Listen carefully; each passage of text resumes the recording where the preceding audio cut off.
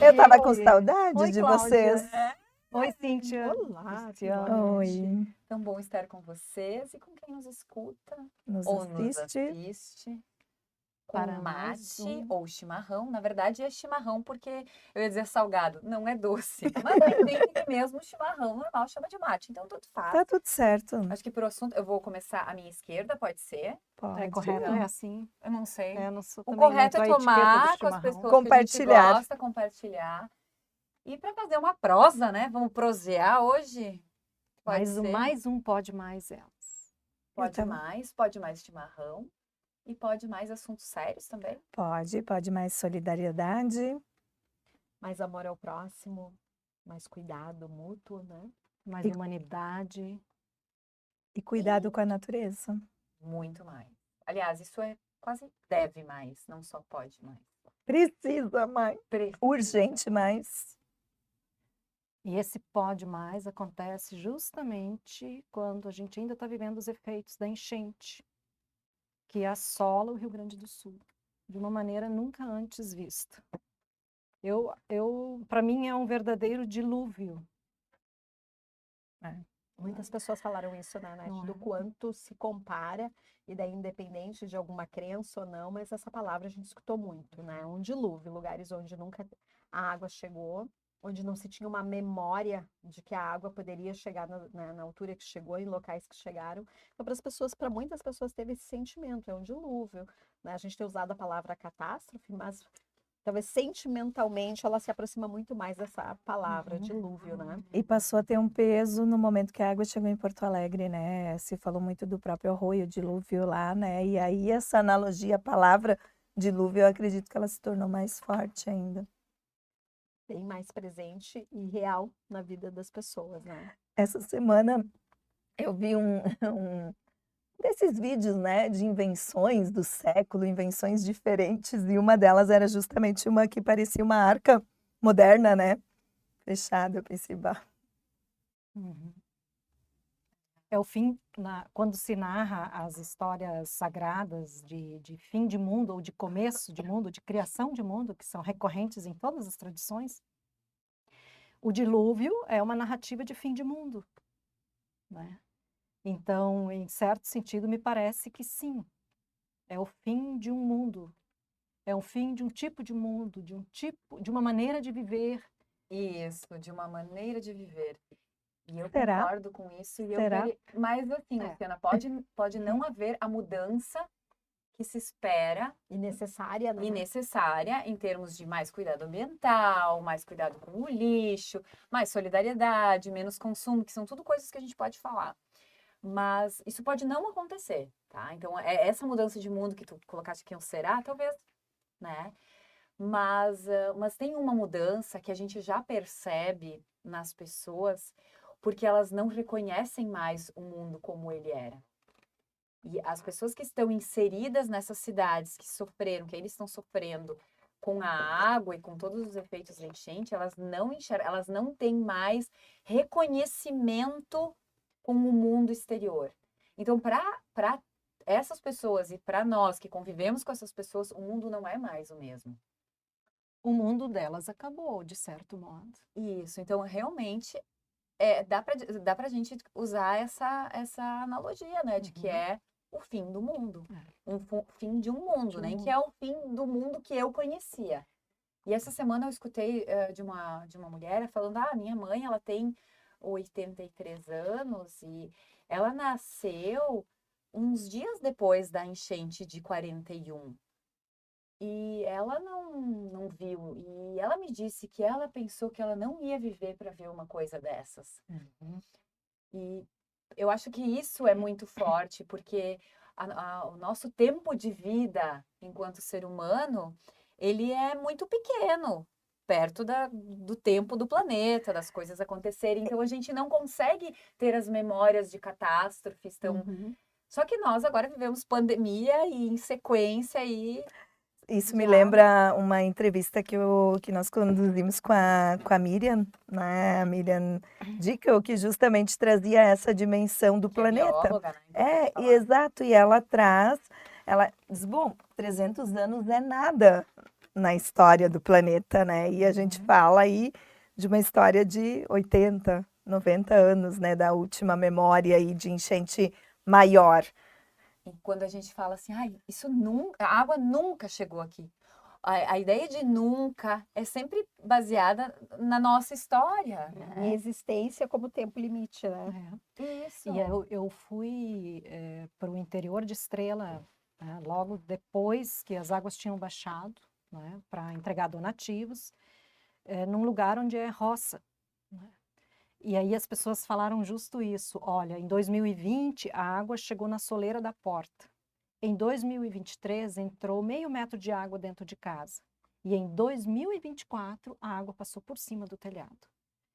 Então, essa mudança, né, e onde a água vai, não significa, claro, que no ano que vem ou no outro, mas agora a gente não sabe mais, né, com que rapidez esse tipo de evento vai acontecer de novo. E essa falsa segurança do que dessa ideia de que só lá em 41 é que teve uma enchente que chegou até tal lugar, caiu Porque por quando terra. E eu acho que isso aconteceu, gera uma angústia muito grande.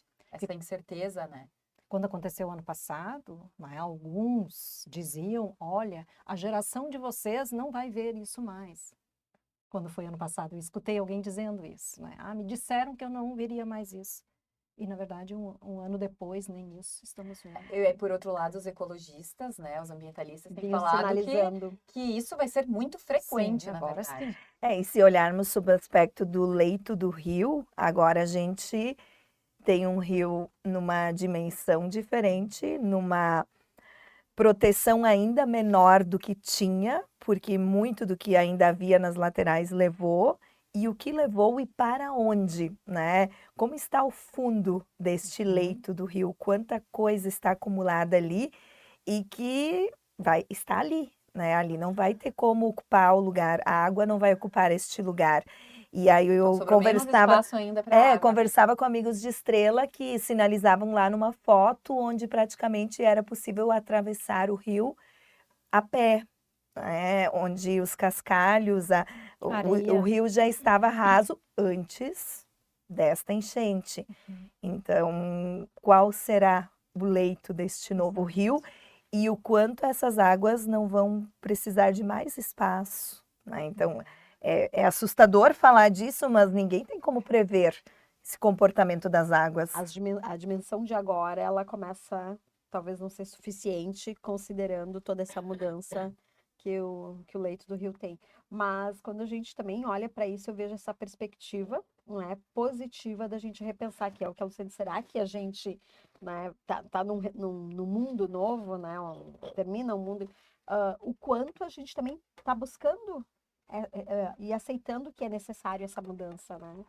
Porque tem um movimento de querer fazer a mudança e de aceitar que a mudança é necessária para que a gente possa viver melhor, para que a gente possa daqui a, sei lá, 40 anos realmente estar num espaço melhor, num mundo melhor. E a gente fala dessa questão de relação de tempo, nem é só pensando nos nossos netos, né, nos bisnetos, que provavelmente, eu sempre digo assim, é muito raro da gente conhecer. Cada vez mais tarde a gente os filhos estão tendo filhos, então a possibilidade de ser avós, sermos avós, mas é para que a gente saiba que a gente fez a nossa parte, né? Passei por aqui, não estraguei tanto esse planeta, né? Mas sabe que quando a Luciana faz a pergunta do será, eu acho que foi uma das primeiras coisas que apareceu logo quando aconteceu das chuvas e das enchentes, logo no começo. Logo a gente via algumas mensagens assim entrando, dizendo, né, que sirva para-nos, que sirva que... E aí eu realmente logo tive uma reação assim, pensando, não, na pandemia a humanidade não aprendeu, então não vou ter dessa vez a expectativa de que se aprenda alguma coisa. Ainda que a esperança é uma capacidade humana que a gente sempre exercita, a gente sempre gostaria, né, ou espera. E, claro, a pergunta é boa que a gente faça para nós mesmas, né? Para ver se nós, diante disso, o que em nós mudou, né? E claro, né, a gente pode sempre esperar que algo mude. Eu acho que uma diferença da pandemia para isso que a gente está vivendo aqui, e eu falo um pouco também da minha experiência de consultório, né, porque eu atendi durante a pandemia, parei aqueles dias que tinha que parar, E dessa vez é uma diferença que, ainda que a pandemia, que eu percebo, né, tô falando bem assim a partir da minha experiência, durante a pandemia ela veio vindo. A gente escutou falar que tinha um caso e outro na China, depois em algum outro Na país. Itália, né? Aquele navio que veio Aham, é ladeado, verdade. lembra? E aí a pandemia, ela foi vindo, e as pessoas foram indo para onde? Para casa, não é? As pessoas na pandemia voltaram para suas casas. E a gente pode dizer para o conforto das suas casas. E muitas aproveitaram o tempo como nunca antes, talvez, como um lugar para descansar, para ficar junto, apesar de que muitos conflitos e muita violência e muitas outras coisas também sobrevieram, mas as pessoas voltaram para um lugar que agora não existe. E a outra coisa que eu observo é que a pandemia foi vindo pouco a pouco e ela foi atingindo as pessoas, as famílias. Agora, a enchente não veio pouco a pouco. Ela veio de uma vez e atingiu um contingente imenso de pessoas num estado, quer dizer, numa circunscrição, não é? Ampla, relativamente ampla, e pegou as pessoas de uma vez só.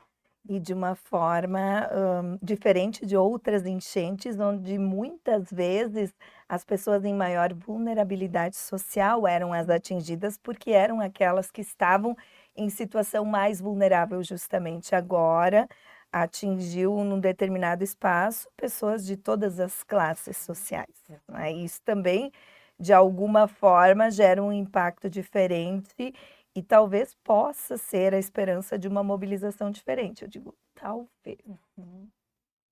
Isso. Eu penso que, assim como a Luciana e como a Anete, assim, eu não tenho esse otimismo com relação às mudanças. A gente vê a urgência, e a urgência das mudanças chega a gerar uma angústia, porque a gente percebe tem que ser diferente. Como é que vão construir as cidades exatamente iguais? Como é que vão ocupar os mesmos espaços? Como não vão pensar que tem que ser diferente agora?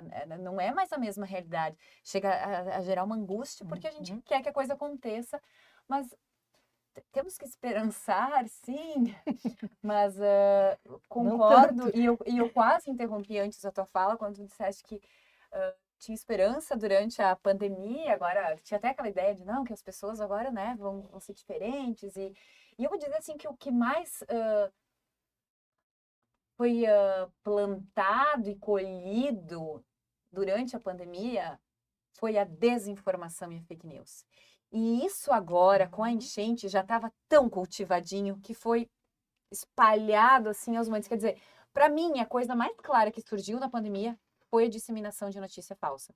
E isso agora na enchente aconteceu assim, a varrer com mais rapidez ainda, porque os mecanismos já estavam todos prontos.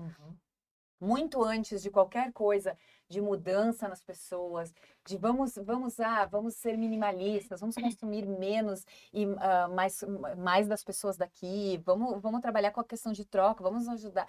A solidariedade, sim, mas é a solidariedade aquela para sentir um consolo porque eu estou fazendo uma caridade, ou é uma solidariedade que de fato eu quero que o outro tenha as mesmas condições que eu quero, ou aí eu não quero.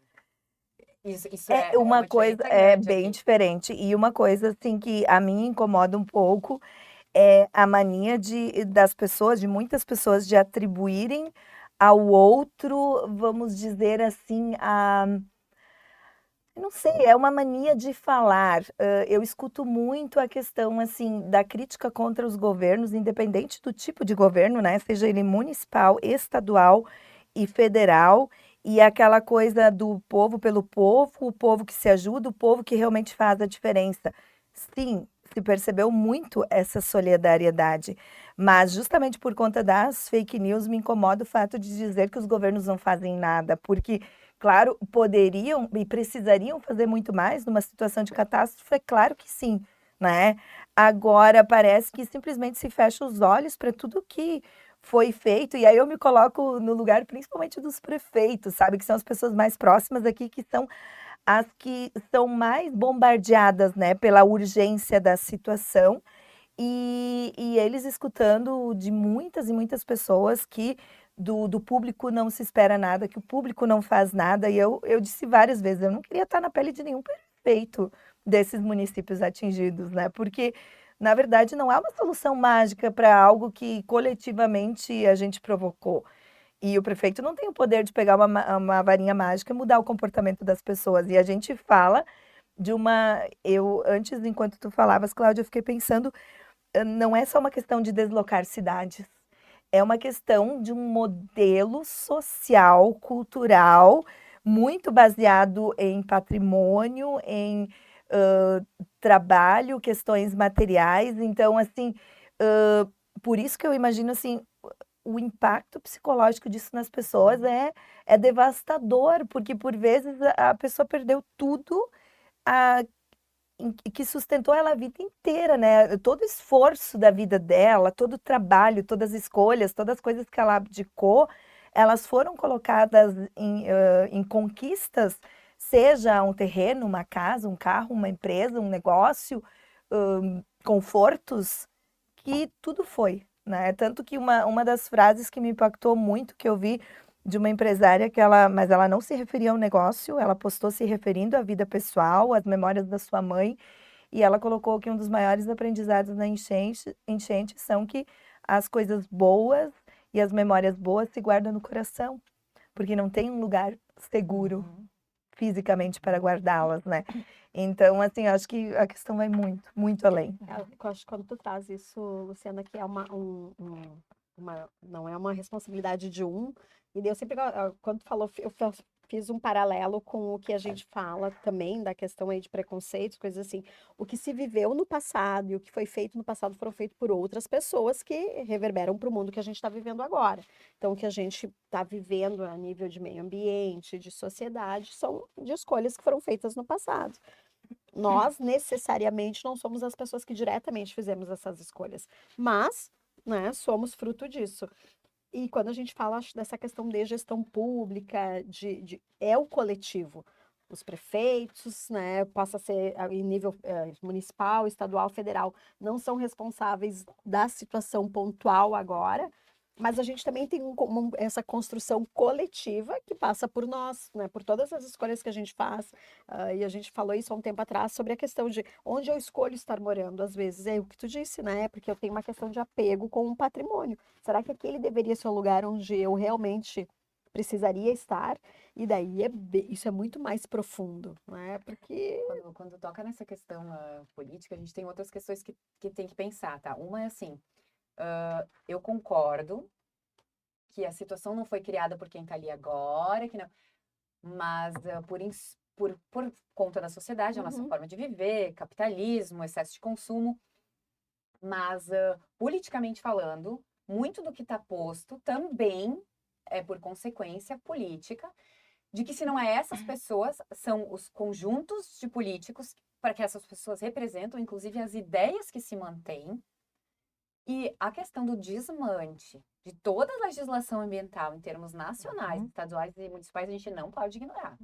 Ah, tu vai dizer agora, vai apontar o dedo no prefeito e dizer que ele não está fazendo nada. Não, não é isso, mas assim, a gente não colocar também que eles estão lá para nos representar e eles estão mais preocupados em liberar mais áreas seja para água, seja para indústria, seja para mineração, não importa para quê.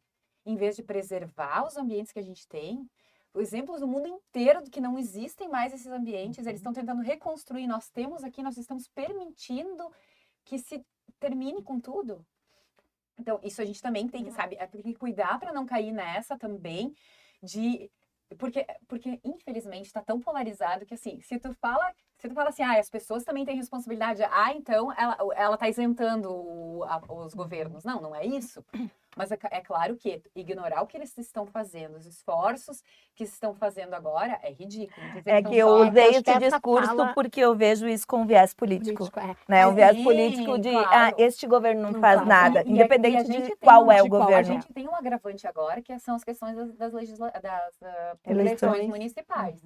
Inclusive, nos primeiros dias, eu fiz até uma brincadeira, que pode dizer que é uma brincadeira de mau gosto até imprópria, mas enfim, quem ainda vai querer ser candidato a prefeito agora, nós vamos ver. Mas Né? não vai faltar, né? Não vai faltar quem justamente queira aproveitar o momento para Por causa dos recursos que vêm. Não só por causa dos recursos, mas o momento é de fragilidade. E aí sempre vão aparecer os salvadores da pátria, os supostos salvadores da pátria, né? E aí eu acho que essa coisa da responsabilidade, eu acho ele um grande tema. A vontade de Autorresponsabilidade, né? transferir responsabilidade, não é? Agora, claro, Deve ter se a uma gente uma puder, explicação psicológica para isso. talvez né? a crise da esperança seja um tema interessante, né? Se a gente poderia dizer, se a gente pudesse esperançar, né? Já que você gosta de usar essa palavra, e esperançar é muito bonito, mas parece que a gente até talvez viva uma crise de esperança, porque a gente se frustra nos projetos que existem, né? De quem assume, né, o poder de gerir a vida pública. E a responsabilidade que a pessoa que vai gerir a vida pública assume, ela também está em crise. Essa responsabilidade, essa noção de responsabilidade, ela está bem em crise. Porque quem assume os riscos do papel de gerir a vida pública, parece que, enfim, não tem noção de que aí há, sim, implicações profundas na gerência dessa vida humana. E eu né? acho que daí por isso que se faz essa coisa assim, meia, né? Assim, esse paralelo de que talvez o público não faz nada e a iniciativa privada, as pessoas, a sociedade faz mais. Porque fica essa coisa polarização, dividida. é. Essa coisa dividida assim. Se eu, como gestor público, né, vou lá e assumo essa responsabilidade, mas talvez não tenha todos os mecanismos, porque às vezes tem uma questão de não poder e às vezes tem uma questão de não querer. O que sobra, né? Eu deleguei para alguém, e se alguém não faz, então eu tenho que fazer. E daí talvez as pessoas saiam fazendo as coisas também de uma forma meio atravessada, não da melhor maneira possível. Então, eu gostei do termo que a Luciana usou, que é essa questão da responsabilidade do coletivo, uma responsabilidade social coletiva. Não é só do ente público, mas é nós como sociedade. E daí eu acho que esse peso também, né, olhando muito para essa questão agora das enchentes, tá na nossa mão, do ponto de vista de fazer escolhas. Não estou falando de escolha política, fazer escolhas do que eu quero para minha vida, né? O que eu quero consumir, aonde que eu quero estar, por que eu tenho isso em detrimento daquilo. Então, acho que aí vem essa autorresponsabilidade. E esse debate que precisa Tem que ser acontecer, porque feita. quando a Cláudia traz o tema que tipo de solidariedade eu pratico, gente, eu comecei a pensar nisso naquele momento em que as filas se ampliaram nos postos de combustíveis, lá no início. Quem Mas precisa, espera né? aí, as pessoas não estão podendo sair das suas cidades, elas não estão podendo pegar a estrada, não estão podendo viajar e estão indo para o posto, para o único outro posto que tem na cidade ainda com combustível para abastecer, encher o seu tanque, Pra se ir pra deixarem. Não, para garantir que eu tenho, tá? Mas eu não me dou conta que se um familiar meu passar mal e que se não tiver combustível na ambulância para socorrer ele, eu não vou poder tirar o combustível do meu carro e levar lá para a ambulância. Sabe assim, tipo, e a responsabilidade coletiva? E aí eu tô falando do meu familiar, mas pode ser o familiar de todo mundo que está na cidade, que não vai ser assistido por conta disso.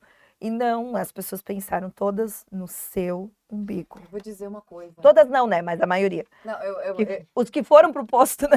eu vou dizer que eu fiz bem o oposto, né? Eu já tava assim com 1/4 de tanque.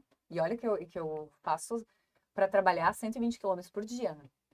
Eu tava com 1. E eu disse, não, como é que eu vou ir abastecer? Isso deve ter gente de um monte de lugar precisando de gasolina, né? Eu, assim, a gente dá um jeito, depois vai carona, sei lá, né? Mas eu nem me passou pela cabeça ir pro posto abastecer naquele momento. Mas como, né? Mas, claro, em outras questões a gente erra, enfim, peca, né? Mas eu concordo. Essa coisa, mas é uma situação que remete àqueles filmes apocalípticos, né? Eu usei essa palavra apocalipse várias vezes. Gente, Me deu uma antes a gente falou em sensação de dilúvio, apocalipse fim do mundo, por causa é do fim dos isso. tempos. Né? Assim, aquela coisa de vamos no mercado e comprar todas as coisas, vamos... O mundo Me vai acabar. remeteu muitas cenas de guerra, né? Aquele primeiro momento na ponte, quando abriu a ponte do Taquari ali para passagem das pessoas, as pessoas caminhando ali, sim. aquele A pé. monte de gente com as suas sacolinhas, com as suas coisas. E na ponte ali entre Arroio do Meio e Lajeado também, naquela passadeira, né, quando foi Sim. construída a primeira, né, as primeiras passagens, assim, cara, o Atravessando cenário fronteira. é exatamente, e o barranco todo, né, com É. aquela terra, assim, sem verde, sem, né, uma sensação, assim, Sim. muito real, né? Sabe que eu me lembro de as coisas que eu li, ou autores interessantes que em algum momento da vida eu li. Eu lembro, por causa que a gente está falando dessa coisa da responsabilidade, né? Como é uma coisa a ser refundada, a ser recomeçada. Como é que o Ailton Krenak, que eu trouxe o livrinho dele, né? As ideias para adiar o fim do mundo, né?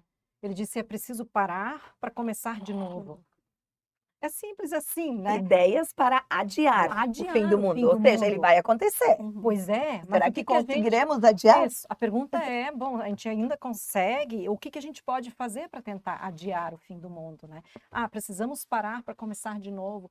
E talvez, de alguma maneira, a natureza nos força a parar, para ver se a gente consegue refundar algumas coisas da existência.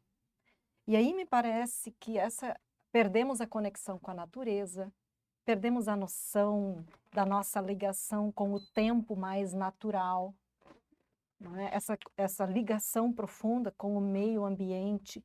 Perdemos o respeito pelo meio ambiente onde vivemos. Perdemos a noção de que, como eu lembro que alguns indígenas que viviam nas margens do rio que corta a cidade de Blumenau, Santa Catarina, e porque hoje também lá as pessoas vivem em volta do rio, e eles foram interrogados como que os indígenas, aqueles povos faziam no tempo deles quando vinha uma enchente.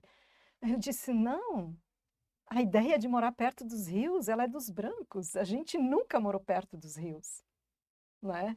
Não existe isso, porque se respeita. Agora algum prefeito mencionou isso. Eu acho que vamos ter que deixar para o rio o espaço que é Era dele. dele. Então, talvez depois dessa catástrofe há um aprendizado que, de novo, a gente precisa respeitar de que a natureza tem o seu espaço. A natureza, Hoje né, eu vi tem a imagens sua comparando Porto linguagem. Alegre. Porto Alegre, Sim. vocês devem ter visto também, né? Porto Alegre agora na enchente e Porto Uhum. Alegre lá, 1910, 1960, os aterros sendo feitos, onde a Uhum. água estava, onde foi Tudo tudo era aterrado. banhado, onde é o aeroporto. É. Era um Então, assim, banhado. significa que aterro não funciona, que não deve ser feito? Não, eu nem sou engenheira para dizer uma coisa dessa. Mas que a gente vê a água retomando o espaço dela, isso a gente vê. E daí, de novo, é aquela questão, talvez algumas escolhas precisam ser feitas, né, em relação ao que a gente vai tomar da natureza e entender que talvez isso também tenha um tempo. Porque o que fez muito, assim, eu pensar, quando tu falou dessa foto, foi que eu pensei assim, ah, o tempo, ele é senhor de tudo. Não adianta, né? E ele, então, tanto para coisas positivas como para coisas negativas. Ou seja, retomar o seu espaço, e eu acho que isso é muito natural, nós também fazemos isso, né? A física nos ensina isso, os espaços têm que ser ocupados, né? O vazio. Mas nesse caso, que nós fomos lá e tomamos esse espaço, nós, enquanto indivíduos, a natureza vem e retoma o espaço dela. A natureza né? também tem o seu Seu espaço, espaço, é. né? Então é Ela vem, importante. e daí a gente às vezes fica falando, ai, mas né, falta de sorte, é falta de planejamento. Pode até ser uma falta de planejamento, mas no momento que foi feito, foi planejado. né? Agora, pensando neste momento, todas essas medidas de olhar macro, elas são urgentes e são necessárias, mas elas não serão suficientes, no meu ponto de vista, se a gente não começar pelo micro no individual. E aí eu pergunto, se passaram aí mais de 30 dias, né? O que eu fiz de diferente nesses 30 dias, em termos de, sei lá, consumo? Alguém instalou alguma cisterna para guardar água para o momento que faltar? Alguém reduziu o impacto do lixo, passou a separar lixo, fez alguma composteira? Que tipo de ação em prol do meio ambiente eu fiz, ou que tipo de mudança de comportamento eu tive que possa contribuir? Porque eu acho que a dificuldade da maioria das pessoas está nisso, em enxergar o impacto do meu micro no todo.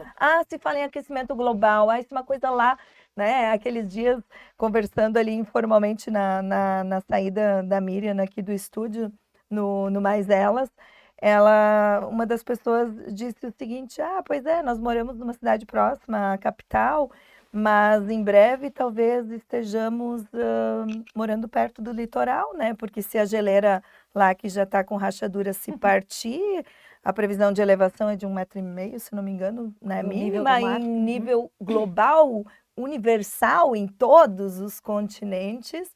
Então o mar vai chegar mais perto da gente, né?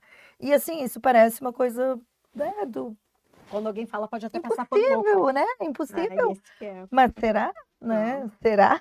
E aí o que eu fiz, né, nesses meus tantos anos de vida, a minha contribuição para o aquecimento global, para o que está acontecendo, o meu estilo de vida, da minha cidade, do meu trabalho, da minha rotina, o que eu utilizo, o que eu não utilizo.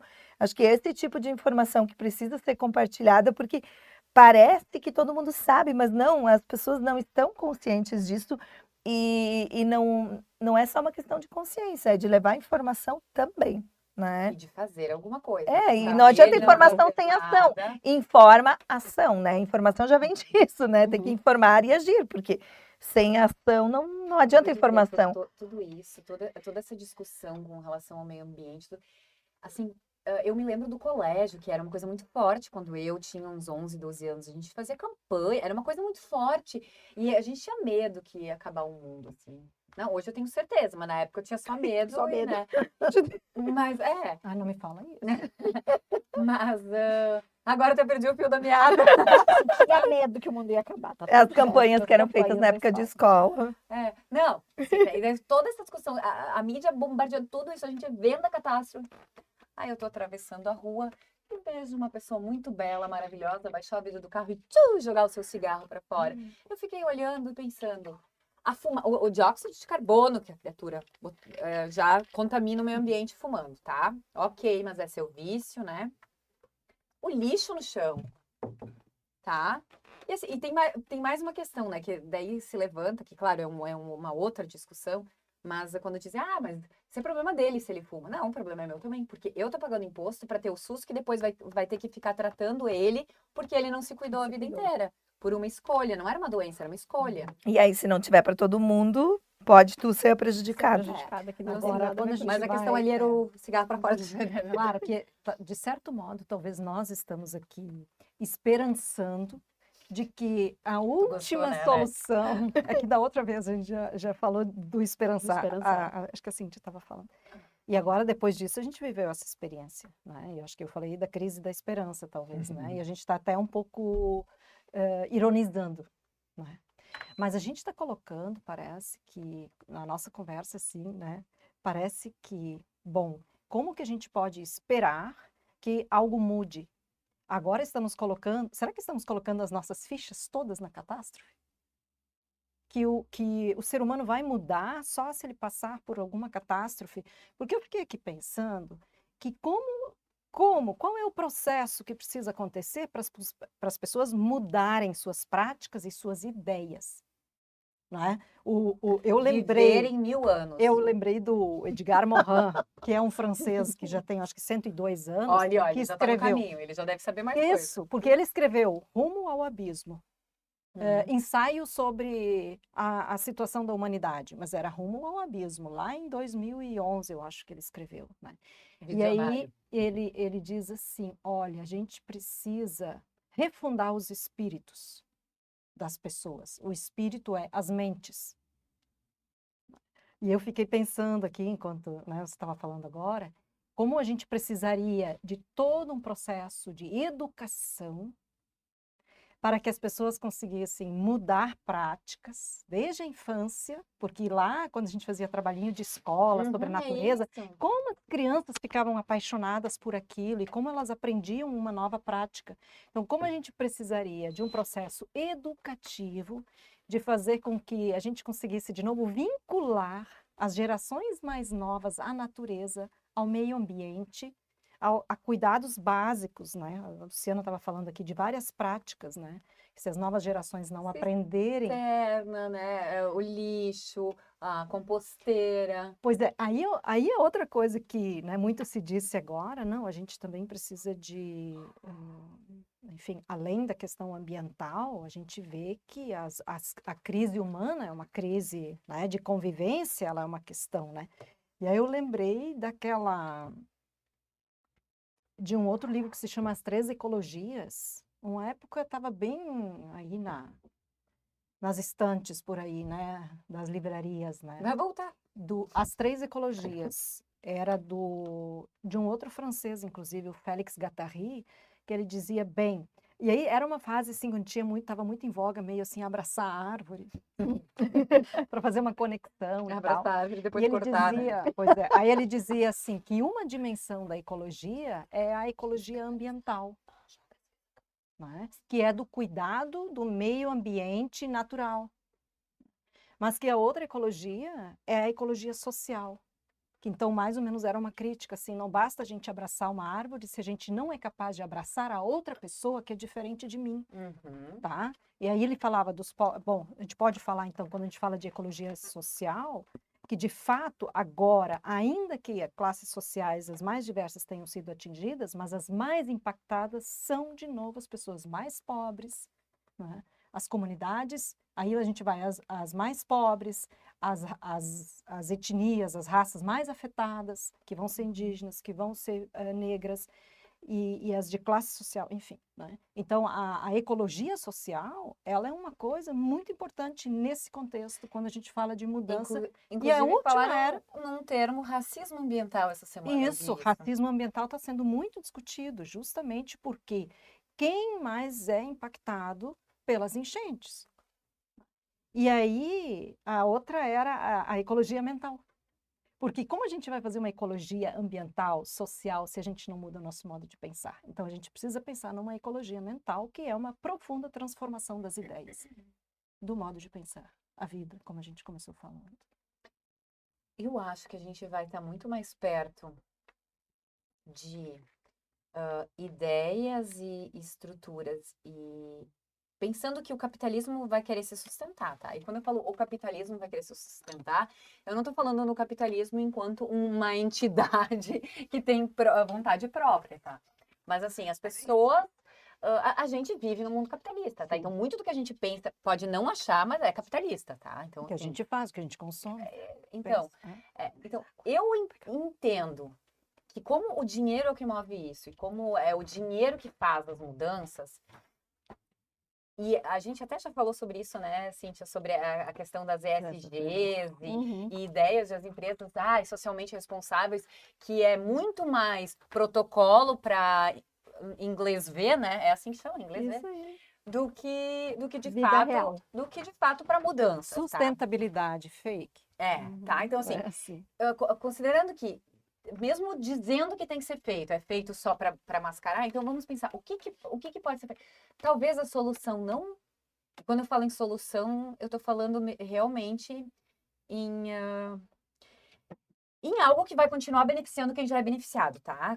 Porque são essas pessoas que têm dinheiro para fazer alguma solução. E a solução talvez não seja mudança de forma de viver, mas tecnologias que ajustem, adequem as casas e os ambientes a reformular algumas coisas que são necessárias, tipo oxigênio e água, e a ter uma vida minimamente que tenha condições do ser humano de viver.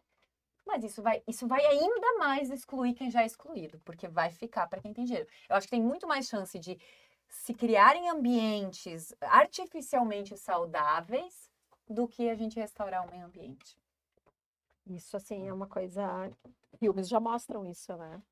E quem pode e quem tiver condição vai viver num ambiente... Vai construir a sua arca. A sua arca, é o que nós estamos falando. Vai viver num ambiente saudável, né? E Mad Max, acho que é um filme que antigo e mostra isso, né? Que é essa coisa, uma cúpula onde ali vive um ar que respiram que é positivo, mas tem todo um pessoal que está à volta ali, está vivendo de forma, né, bem degradante, insalubre. Mas também, daí falando de esperançar, né? Ariano Suassuna, como é que ele diz? Que o pessimista é o chato e o otimista é um tolo. Bom mesmo é um realista esperançoso, né?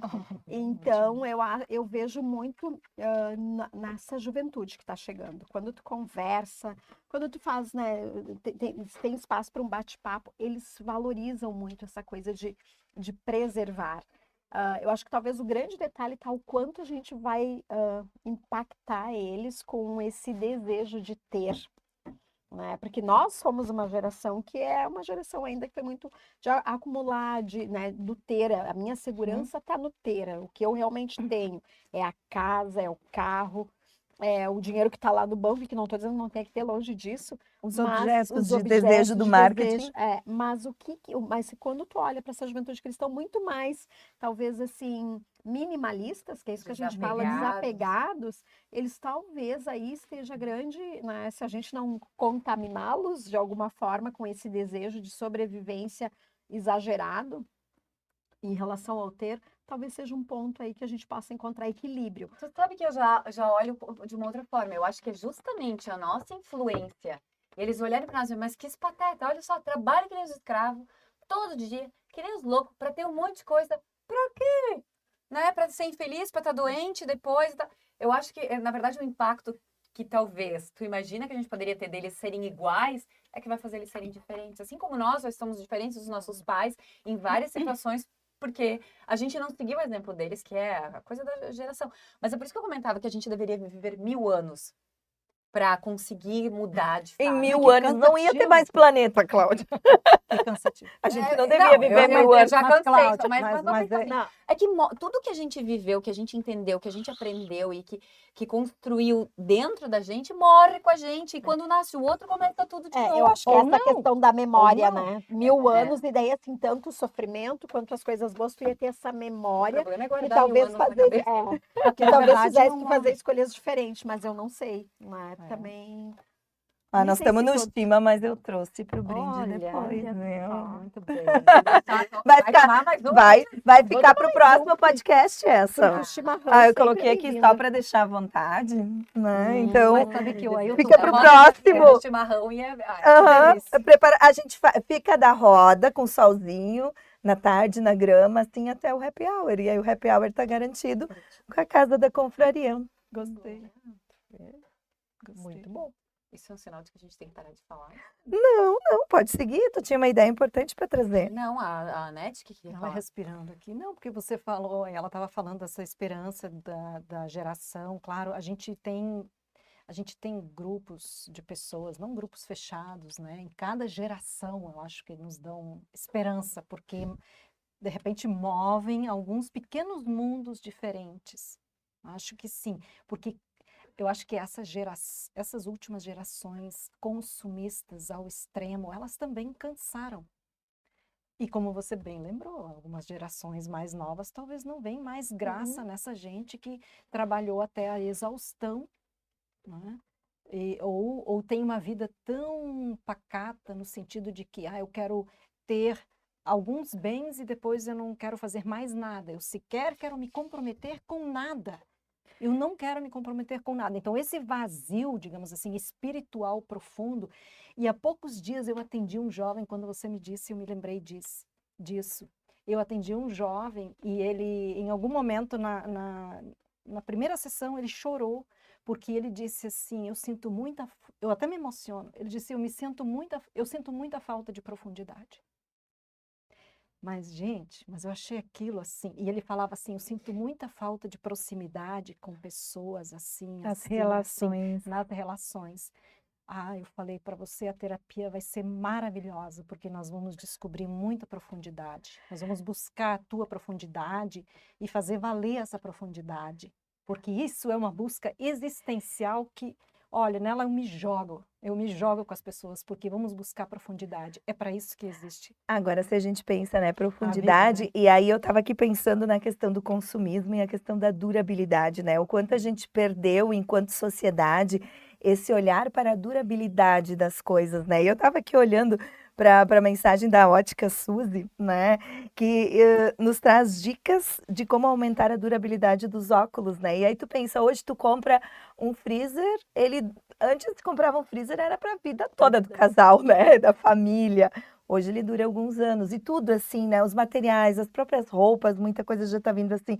Então, o quanto eu, enquanto pessoa também, eu preciso começar a fazer escolhas ãh, do que é realmente necessário e ter um cuidado com aquilo que eu tenho, para que eu não precise trocar toda hora tudo, né? E descartar mais coisas, porque olha essa enchente, quanto descarte, né? O que mais me preocupa num dos pontos é onde vai parar tudo isso, onde vamos colocar tanto entulho, tantas coisas. Então, que nem a gente buscar conhecimento, né? De não limpar os óculos com material áspero, como camisetas e toalha, papel toalha, não lavar os óculos na torneira, nem usar o álcool ou outro produto químico, não apoiar os óculos pela lente e não deixar exposto a altas temperaturas. São formas de cuidar de uma peça importante, né? E garantir a durabilidade dela, né? Então, com essa participação da ótica, eu quero deixar essa reflexão, né? O que eu estou fazendo, tanto de escolhas na hora de comprar algo, quanto no cuidado com aquilo que eu tenho, para que a gente consiga, em pequenas ações, reduzir o descarte de coisas. Porque assim, ó, se nós estamos numa sala com 50 pessoas e cada uma comprar um salgadinho por dia, serão 50 embalagens, né? Então, assim, se cada um de nós descartar uma sacolinha de supermercado por dia, serão 50 sacolinhas, né? Então, o quanto as pequenas atitudes, na soma, elas vão fazer diferença no todo. Dá pra gente encerrar o Pode Mais Pode. imaginando dentro daquilo que você falou, tá? Vamos todo mundo imaginar essa sala com 50 alunos e aí aquelas 50 sacolinhas, né, enchendo um lixo. E aí assim a gente vai rebobinar. Vocês conseguem imaginar? Vocês gostam de exercício de imaginação, né? Sim. Vamos rebobinar todo mundo tirando o pacotinho e acabou, não tem pacotinho. Todo mundo tá com uma maçã, uma banana. Cada um tem 2 coisas agora. São 100 coisas. Mas e aí, agora, na hora de eliminar? Se comer a maçã com a casca, sobra só o miolinho, né? E a banana, aquela casca. E a diferença disso, E ainda dá para Dá fazer pra um bolo de aproveitar. banana.